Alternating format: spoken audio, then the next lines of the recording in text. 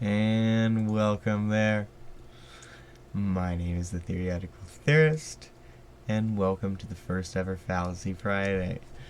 Fallacy Fridays will be a Friday episode, very short, where we cover one of about 150 fallacies.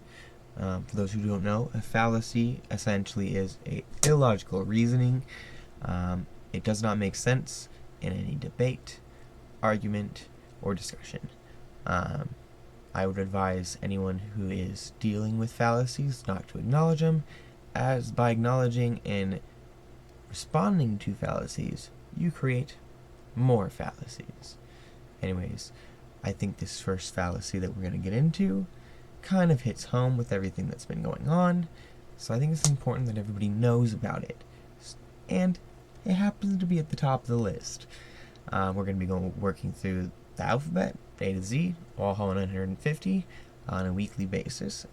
So let's jump into it. You can find the master list of fallacies here at utminers.utep.edu/Williamson /ENGL1311/fallacies.htm. There might be an L there. Anyways, the fallacy that we're going to work on today is called the a priori argument. This one is an interesting one. Like I said, we probably experience it almost every day at this point in time. An a priori argument is essentially where one person has a belief pretextually to the argument, so they look for any sort of way to justify their predisposition of that belief. And that can come in many forms. It can be religion, it can be facts, it can be an indoctrination dogma, a way of life, a saying, kumbaya, or Hakuna Matata, those kind of things. Peace and love, man, hippies. These are all preconceived ideas. There's some other better ways to describe it. In sociology, a similar term would be the self-fulfilling prophecy, though slightly different. Essentially, you go into a situation having a belief, so you act on it and thus create that situation that you thought was going to happen in the first place. It's a really interesting theory. Probably something to talk about another time. But essentially, this breaks down to a situation where, say, you have a person, right, and they say the grass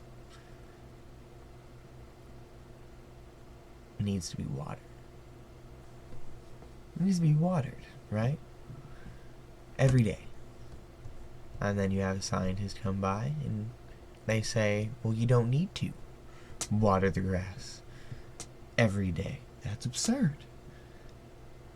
If the person's argument was then, well, I've always watered the grass, or, well, it hasn't died yet, so I should always water the grass. Their predisposition, their a priori argument, is anything that comes from the predisposition that since they have already made up their mind on it, they should be right, so they look for justifications. They never knew that, watering it every day, was what kept it from, dying, It honestly could be them watering it every 3 days.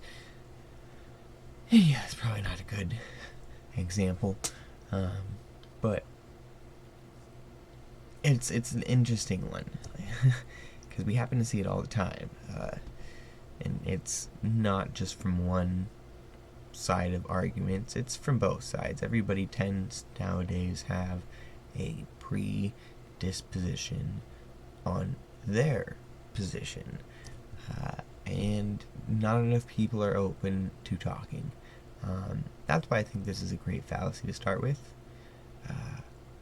but I hope you will continue to watch with me and explore the interesting world that is fallacies, logical fallacies, the illogical reasonings of arguments, debates, and conversation.